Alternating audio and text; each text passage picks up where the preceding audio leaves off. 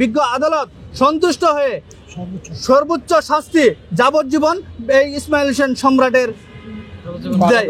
অস্ত্র আইনের মামলায় যাবজ্জীবন কারাদণ্ড প্রদান করে বিজ্ঞ আদালত। পালিয়ে যাওয়ার সময় তাকে গ্রেফতার করে তাকে যখন নিয়ে আসা হয় সে ডাকাতে, তখন সে বলেছে যে আমার অস্ত্র এবং কিছু নেশাজাত দ্রব্য আমার বাসায় আছে।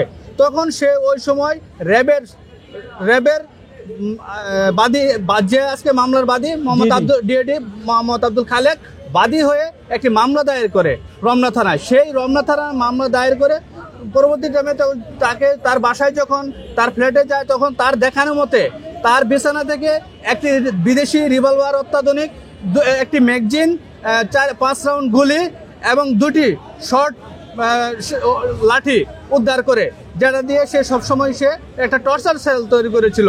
তার পরবর্তী টাইমে তদন্তকারী কর্মকর্তা তদন্ত শেষ করে চার্জশিট বিজ্ঞ আদালতে 1978 সালের 19-এর এ ধারায় এবং তৎসহ 19-এর এফ ধারায় চার্জশিট দাখিল করে। পরবর্তী টাইমে চার্জশিট দাখিল করার পরে বিজ্ঞ আদালত আজকে যে ইব্রাহিম স্যার আমাদের জাজ ছিলেন, ওনাকে আমরা রাষ্ট্রপক্ষ সহযোগিতা করি। বিজ্ঞ আদালতে 10 জন সাক্ষ্য সঠিকভাবে পুঙ্খানুপুঙ্খভাবে তারা দেয়, বাদীসহ এবং তদন্তকারী কর্মকর্তা 10 জন সাক্ষী দেওয়াতে আদালত সন্তুষ্ট হয়ে এবং সঠিক মনে করে এবং আমরা রাষ্ট্রপক্ষ এটাকে সহযোগিতা করার ফলে প্রমাণ করতে পেরেছি, যার ফলে আজকে বিজ্ঞ আদালত সন্তুষ্ট হয়ে সর্বোচ্চ শাস্তি যাবজ্জীবন এই ইসমাইল হোসেন সম্রাটের দেয়, যাবজ্জীবন কারাদণ্ড দেয়।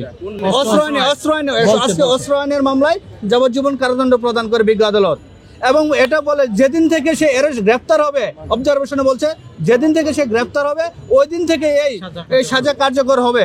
যে অবজারভেশনে এটা দিয়েছিল যে যেদিন থেকে তাকে সে গ্রেফতার করা হবে সেই দিন থেকে এটা কার্যকর হবে।